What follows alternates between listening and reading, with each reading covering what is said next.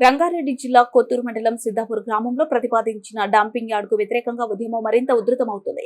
Siddapur dumping yard వ్యతిరేక పోరాట joint action committee ఆధ్వర్యంలో గ్రామంలో నిర్వహించిన తొలి సమావేశం విజయవంతంగా జరిగింది. ఈ సమావేశానికి బీఆర్ఎస్, బీజేపీ, సిపిఎం, సిపిఐతో పాటు కార్మిక, ఉద్యోగ, ఉపాధ్యాయ, విద్యార్థి, యువజన, ప్రజా సంఘాల నాయకులు, గ్రామ ప్రజలు పెద్ద సంఖ్యలో హాజరయ్యారు. జీవో 641 రద్దు చేయాలనే డిమాండ్ తెలంగాణ రాష్ట్ర ప్రభుత్వం సిద్దాపూర్ గ్రామంలో ఏకో పార్క్ పేరుతో డంపింగ్ యార్డ్ ఏర్పాటు చేసేందుకు జూలై 2న జీవో 641ను తీసుకొచ్చిందని జేఏసీ నాయకులు తెలిపారు. జీవో జారీకి ముందే సిద్దాపూర్ గ్రామ ప్రజలు డంపింగ్ యార్డ్ కు వ్యతిరేకంగా ఉద్యమానికి శ్రీకారం చుట్టి పెద్ద ఎత్తున చెలో కలెక్టరేట్ కార్యక్రమాన్ని నిర్వహించారని పేర్కొన్నారు. గతంలో ప్రస్తుత ఎమ్మెల్యే శంకరయ్య డంపింగ్ యార్డ్ ను రానివ్వబోమని హామీ ఇచ్చారని, అయితే ఆయన హామీ ఇచ్చిన ప్రకారం ఆయన ఇచ్చిన వారం రోజులకే జీవో రావడంతో ప్రజలు తీవ్ర అసంతృప్తికి గురయ్యారని జేఏసీ నాయకులు ఆరోపించారు. ఈ నేపథ్యంలో జీవో 641ని రద్దు చేసే వరకు ప్రత్యక్ష కార్యాచరణ రూపొందించి ప్రజా ఉద్యమాన్ని ముందుకు తీసుకువెళ్లేందుకు అన్ని రాజకీయ పార్టీలు, ప్రజా సంఘాలను ఏకతాటిపైకి తీసుకొస్తూ సిద్దాపూర్ డంపింగ్ యార్డ్ వ్యతిరేక పోరాట జాయింట్ యాక్షన్ కమిటీని ఏర్పాటు చేసినట్టు తెలిపారు. డంపింగ్ యార్డ్ తో ప్రజలకు తీవ్ర నష్టం. జేఏసీ చైర్మన్ రాంపాల్ నాయక్ అధ్యక్షతన జరిగిన తొలి సమావేశంలో నాయకులు గ్రామ ప్రజలకు డంపింగ్ యార్డ్ వల్ల కలిగే దుష్ప్రభావాలను వివరించారు. డంపింగ్ యార్డ్ ఏర్పాటుతో పర్యావరణ కాలుష్యం పెరగడంతో పాటు చెరువులు, కుంటలు, భూగర్భ జలాలు కలుషితమయ్యే ప్రమాదం ఉందని ఆందోళన వ్యక్తం చేశారు.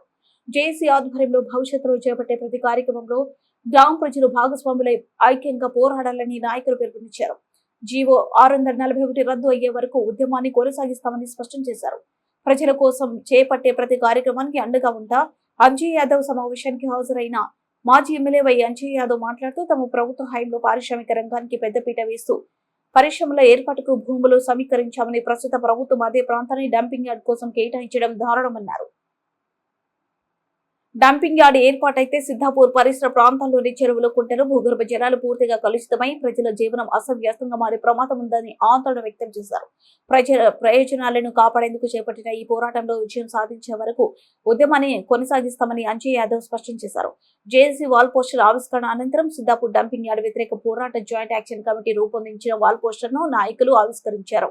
రానున్న రోజుల్లో ఉద్యమాన్ని మరింత విస్తృతం చేసి అన్ని వర్గాల ప్రజలు భాగస్వామ్యం చేస్తూ కార్యాచరణ రూపొందిస్తామని జేఏసీ నాయకులు తెలిపారు. పెద్ద సంఖ్యలో పాల్గొన్న నాయకులు ఈ కార్యక్రమంలో సిద్దాపూర్ డంపింగ్ యార్డ్ వ్యతిరేక పోరాట joint action committee chairman Rampal Nayak, convener Peenapaka Prabhakar, సలహాదారులు వంగూరి గంగిరెడ్డి, అబ్దుల్ రాబ్ జమీ, రాజవరప్రసాద్, కో చైర్మన్లు దొడ్డి శ్రీనివాస్, ఎంఏ సత్యనారాయణ, బొజ్జ శ్రీనివాస్ రెడ్డి, వడ్డే బాలయ్య, రజితా నాయక్, ప్రజాప్రతినిధులు, సిద్దాపూర్ గ్రామ ప్రజలు పెద్ద సంఖ్యలో పాల్గొన్నారు.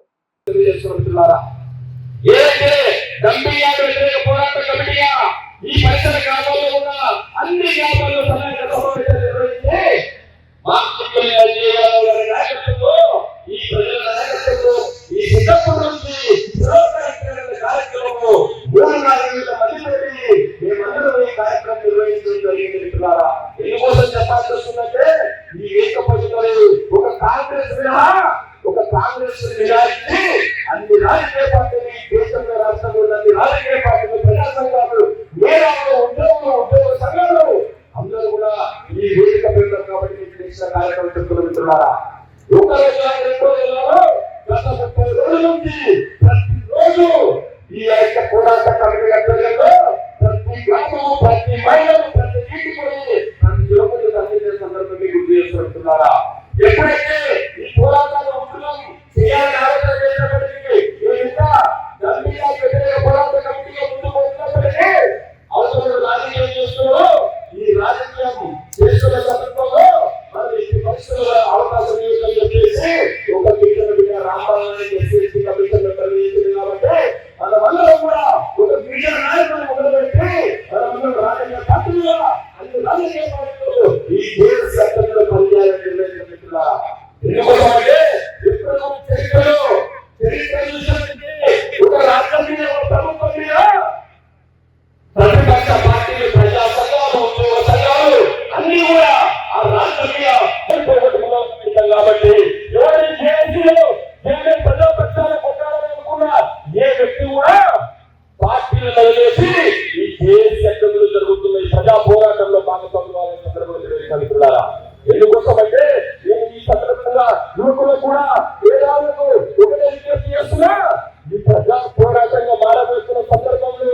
అందరూ భాగస్వాములు కండి. ఈ భవిష్యత్తు మన పిల్లల భవిష్యత్తు, మన బంగారు భవిష్యత్తుని సర్వనాశనం చేసే ఈ డంపింగ్ యార్డ్ కార్యక్రమాన్ని అడ్డుకోవాలని సందర్భంగా విజ్ఞప్తి చేసిన పిల్లారా, ఎప్పుడు కూడా కాంగ్రెస్ ప్రభుత్వం, గతంలో కేసీఆర్ గారి ప్రభుత్వం, కేసీఆర్ ఐటీ మినిస్టర్ ఉన్నప్పుడు ఇది ఇండస్ట్రియల్ ఐటీ పార్క్ అని ఈ ప్రజల నుంచి డబ్బులు ఇచ్చి ఈ భూమి తీసుకోవడం జరిగింది పిల్లారా. గత ప్రభుత్వంలో ఈ భూమి తీసుకున్నది కాంగ్రెస్ నాయకులకు అవగాహన లోపంతో 2018లో ప్రభుత్వం తెచ్చిందన్నారు. కాబట్టి ఒకసారి అది కూడా అందరూ ఆలోచన చేయాలి. 2021లో ప్రతి రైతులు డబ్బులు ఇచ్చి భూమి తీసుకొని ఒక ఇండస్ట్రియల్ పార్క్ పెట్టి ఈ ప్రాంతంలో మరో ఐకట్గా మారాలని ఆలోచన చేస్తే రేవంత్ రెడ్డి గారి ప్రభుత్వం రోజు ఈ భూమిని గత ప్రభుత్వము పైసలు తీసుకుంటే ఈ ప్రభుత్వము ఈ కార్యక్రమ వ్యవస్థకు తిరిగి ఇచ్చింది. మిత్రులారా, మీ అందరూ తెలియాలని చెప్తున్నాం. మనం డబ్బులు ఇచ్చి తీసుకున్న భూమిని, ప్రభుత్వ ప్రజల సొమ్ముని తిరిగి ఇచ్చింది. ఉత్తరీయనికే సొమ్ముని ఇచ్చిందని సందర్భంగా నేను ప్రశ్నిస్తున్నా. ఎట్టి పరిస్థితుల్లో కూడా ఈ జైన్ యాక్షన్ కమిటీలో మేము భారత రాష్ట్రంలో ప్రధాన ప్రతిపక్షంగా ఈ నిర్ణయం ఉంటాం. ఈ డంపింగ్ యార్డ్ రద్దు కూడా పోరాట మాపమని సందర్భంగా తెలియజేస్తున్నా. ఇంకొక విషయం తెలియజేస్తున్నా, మన తమ్ముడు ఒక మాట చెప్పిండు, ఇది మామూలుగా ఇది ఆగదు, ప్రజా పోరాటం ద్వారా ఆగుతుందని.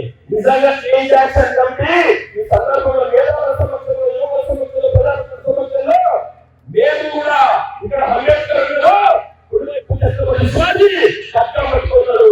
ఇలా సాక్షిగా మనకు ముద్దలే అమ్మవారి చెప్పుకున్నదే మేము ఈ డంపింగ్ జీవరక్షణానికే మేము మా తరఫున మీరందరూ ఆలోచన చేస్తే అమరణ కూర్చోడానికి కూడా సిద్ధంగా ఉన్నామని తెలియజేస్తున్నా. ఎందుకోసమంటే ఏ పోరాటమైనా ఏ వ్యవస్థమైనా చరిత్ర మారాలి. ఒక పోరాటం అంటే ఇక్కడ ఉన్న ఎమ్మెల్యే ఇక్కడ రాష్ట్ర ప్రభుత్వం చాలా ఉంటే రాజీనామా చేసి ప్రభుత్వం గతంలో సందర్భం సందర్భంగా తెలియజేస్తూ మనమందరం ప్రజా పోరాటంలో సిద్ధంగా ఆ మద్దతు ఎట్టి పరిస్థితులు ఉండాలని సందర్భంగా తెలియజేస్తూ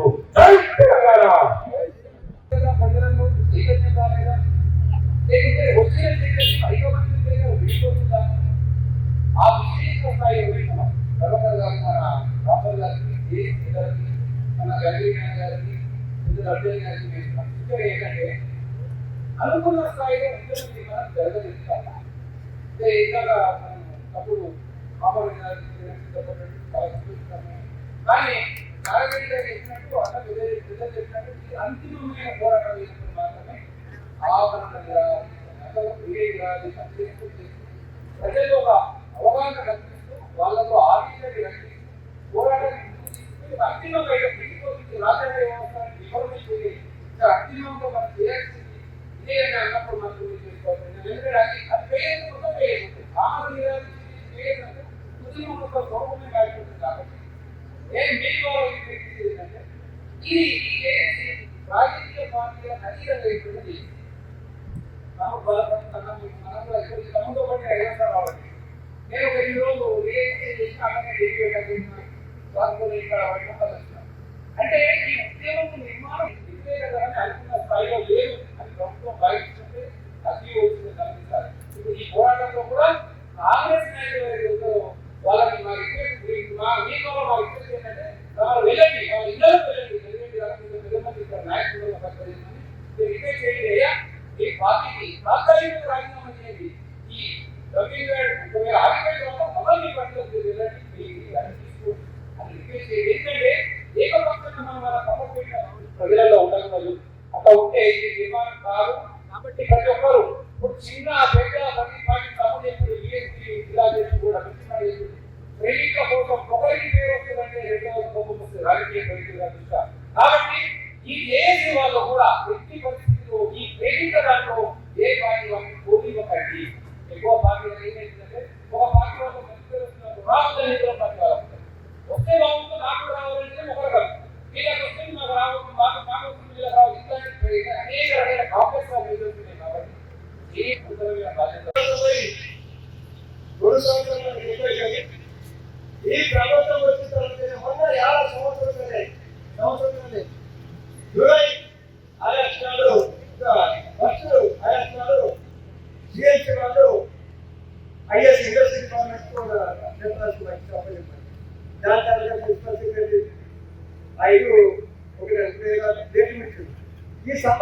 తెలియదు. డంపింగ్ యార్డ్ కానీ, ఫ్రీబోర్డ్ కానీ, కార్యక్రమం కానీ, ప్రాసెస్ కానీ సంవత్సరంలో ఇబ్బంది జరిగింది.